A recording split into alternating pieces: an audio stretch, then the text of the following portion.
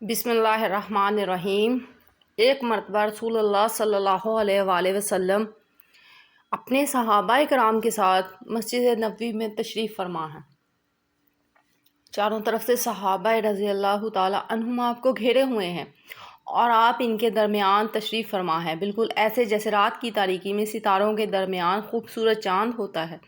آپ اپنے ساتھیوں کو اسلام کی تعلیم دے رہے ہیں، ادب و سلیقہ سکھا رہے ہیں، ان کا تزکیہ نفس فرما رہے ہیں، کیونکہ وہ پہلے کھلی گمراہی میں تھے۔ مجلس کے اندر بڑے بڑے جلیل القدر صحابہ کرام ہیں، انصار کے سردار ہیں، علماء کرام ہیں۔ مجلس بدستور قائم ہے، لوگ آپ سے مسائل پر استفسار کر رہے ہیں۔ اتنے میں ایک باپردہ خاتون مسجد کے دروازے سے داخل ہوتی ہیں۔ رسول اللہ صلی اللہ علیہ وآلہ وسلم خاتون کو دیکھتے ہی خاموشی اختیار فرما لیتے ہیں۔ خاتون چھوٹے چھوٹے قدموں سے آگے بڑھتے ہوئے شرم و حیا کا پیکر بنے ہوئے رسول اللہ صلی اللہ علیہ وسلم کے پاس پہنچتی ہیں اور آپ کے سامنے کھڑی ہو کر عرض کرتی ہیں، اے اللہ کے رسول صلی اللہ علیہ وآلہ وسلم، مجھ سے زنا سرزد ہو گیا، آپ مجھے پاک کر دیں۔ خوف الہی سے معمور اس خاتون کے اقرار جرم کو سن کر رسول اللہ صلی اللہ علیہ وآلہ وسلم نے کیا طرز عمل اپنایا؟ کیا آپ نے صحابہ کرام رضوان اللہ علیہم اجمعین کو اس پر گواہ بنایا؟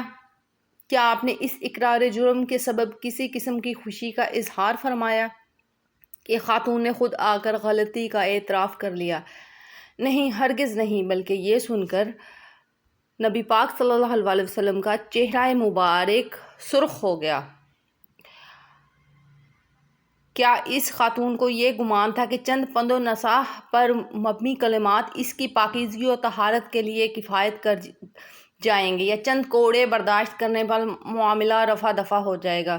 نہیں، ہرگز نہیں۔ اسے اچھی طرح معلوم تھا کہ پاکیزگی و طہارت حاصل کرنے کا مطلب یہ ہے کہ پتھروں کی بارش سے اس کا جسم چھلنی ہو جائے گا، اس کی چمڑی ادھر جائے گی، جسم سے خون کے فوارے نکلیں گے، درد و الم کی تیز لہریں اس کے بدن کے تمام اعضاء کو ایک ایک کر کے توڑ ڈالیں گی، اس کا دماغ، آنکھیں، قلب و جگر، اس کی شریانیں، وریدیں پتھروں سے کچل دی جائیں گی، گوشت جگہ جگہ سے پھٹ جائے گا، ہڈیاں ٹوٹ جائیں گی، اور اس بھیانک تکلیف کا سامنا کرتے ہوئے موت کو گلے لگانا ہوگا، جس کے تصور سے ہی پتھر دل انسان کے بھی رونگٹے کھڑے ہو جاتے ہیں۔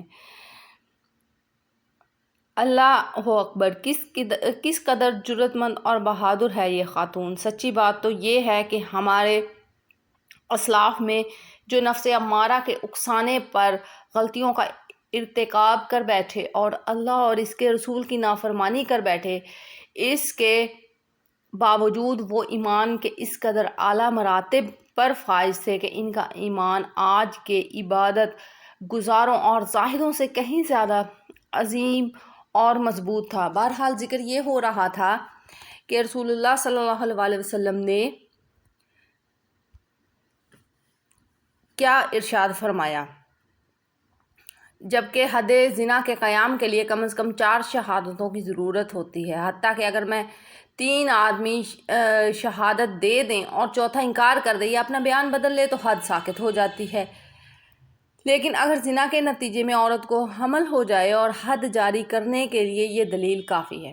شریعت اسلامیہ نے عملی طور پر تجسس کرنے، کسی کی ٹو لگانے، کان لگا کر کسی کی خفیہ باتیں سننے اور مسلمانوں کے عیوب تلاش کرنے سے منع فرمایا ہے۔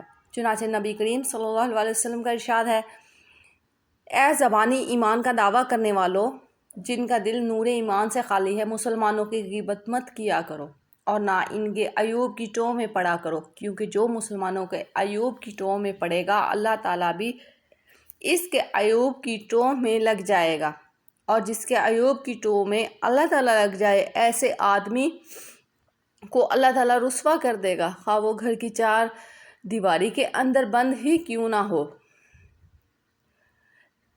حسن صحیح ابو داؤد اور ترمذی سے یہ حدیث لی گئی ہے، صفحہ نمبر 2032 اور 4880۔ اور نبی کریم صلی اللہ علیہ وسلم نے حضرت معاویہ بن ابو سفیان رضی اللہ تعالیٰ کو نصیحت کرتے ہوئے ارشاد فرمایا تھا کہ اگر تم لوگوں کے عیوب کی ٹو میں لگے رہو گے تو انہیں خراب کر دو گے یا خرابی کے قریب کر دو گے، کیونکہ جب ان کے عیوب ظاہر ہو جائیں گے تو وہ کھلم کھلا برائی کریں گے۔ ابو داؤد کی یہ حدیث ہے 4888۔ اس عورت نے جس کا تعلق غامدیہ قبیلے سے تھا عرض کی کہ اللہ کے رسول، میری غلطی کی وجہ سے نئی روح دنیا میں آنے والی ہے، میں حاملہ ہوں۔ آپ نے فرمایا جاؤ، جب بچے کی ولادت ہو جائے تب آنا۔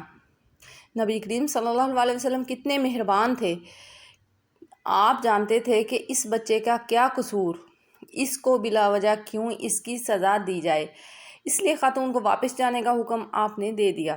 وہ خاتون چلی گئی۔ جب بچے کی ولادت ہوئی تو رسول اللہ صلی اللہ علیہ وسلم کی خدمت میں دوبارہ حاضر ہوئی۔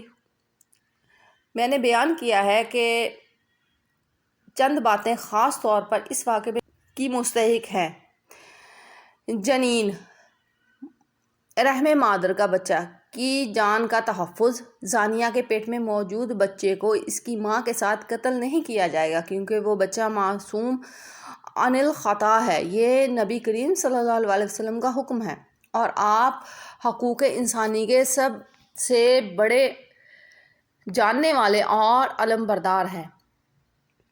خاتون کا کمال صبر، اگر وہ ہرگز اپنے موقف سے دستبردار نہیں ہوئی، وہ اتنا عرصہ صبر و تحمل کے ساتھ اجر و ثواب کی امید میں اپنی بات پر قائم رہی۔ غم اور ندامت اس کے قلب و جگر کو کھائے جا رہے تھے، پشیمانی کے گرم آنسو اس کے رخساروں پر بہہ رہے تھے اور اس کا دل آتش افسوس سے جھلس رہا تھا۔ اس کی صرف ایک ہی خواہش تھی کہ کسی طرح وہ اس گناہ سے پاک ہو جائے اور جنت کی مستحق بن جائے۔ ارشاد باری تعالیٰ ہے کہ جب ان اہل جنت سے کوئی ناشائستہ کام ہو جائے یا کوئی گناہ کر بیٹھیں تو فوراً اللہ کا ذکر اور اپنے گناہوں پر استغفار کرتے ہیں۔ فی الواقع اللہ تعالیٰ کے سوا کون ہے جو گناہوں کی بخشش کر سکے، اور وہ لوگ باوجود علم کے کسی برے کام پر اڑ نہیں جاتے۔ سورہ آل عمران آیت نمبر 135 کا ترجمہ ہے۔ مومنین کہتے ہیں، اے پروردگار، ہمارے گناہ معاف فرما دے اور اپنی عظیم و شان عنایات سے ہمیں نواز دے، ہمیں سزا مت دے، کیونکہ ہمارے گناہوں کے قلق و اضطراب نے ہماری رات کی نیندیں پہلے ہی ہمیں سزا سے دوچار کر رہی ہیں۔ وہ خاتون 9 ماہ تک بچے کا بوجھ اٹھائے رہیں۔ جو ہی ولادت کے بعد وہ چلنے کے قابل ہوا، وہ پہلی ہی فرصت میں بچے کو لے کر آئیں۔ اس پر پھر رسول اکرم صلی اللہ علیہ وسلم نے فرمایا، کون اس بچے کی کفالت اپنے ذمہ لے گا؟ وہ جنت میں ان دونوں انگلیوں کی طرح میرے ساتھ ہوگا۔ ایک انصاری نے بچے کی کفالت کی ذمہ داری قبول کر لی۔ پھر نبی کریم صلی اللہ علیہ وسلم کے حکم سے اس خاتون کے سینے کے برابر گڑھا کھودا گیا اور خاتون کو اس میں کھڑا کر کے گڑھے میں مٹی ڈال دی گئی۔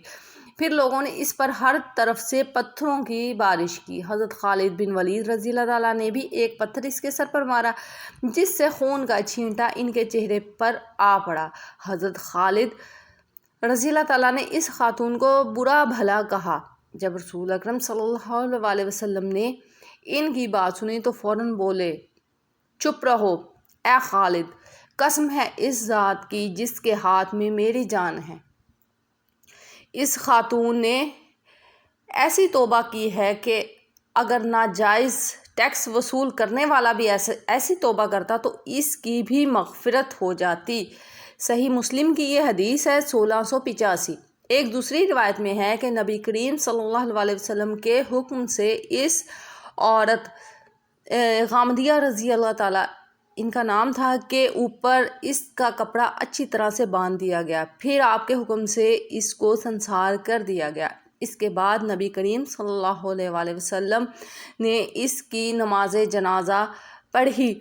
حضرت عمر بن خطاب رضی اللہ تعالیٰ عنہ نے عرض کیا، اے اللہ کے نبی، آپ اس پر نماز جنازہ پڑھ رہے ہیں، حالانکہ اس نے زنا کا ارتکاب کیا تھا۔ نبی کریم صلی اللہ علیہ وسلم نے ارشاد فرمایا، اس نے ایسی خالص توبہ کی ہے کہ اگر اسے 70 باشندگان مدینہ پر تقسیم کر دیا جائے تو ان سب کی بخشش ہو جائے۔ کیا تو نے اس عورت سے بڑھ کر کسی کی توبہ دیکھی ہے جس نے اپنی جان خوشی کے ساتھ اللہ تعالیٰ کے لیے قربان کر دی؟ مسلم شریف کی حدیث نمبر 1696 ہے۔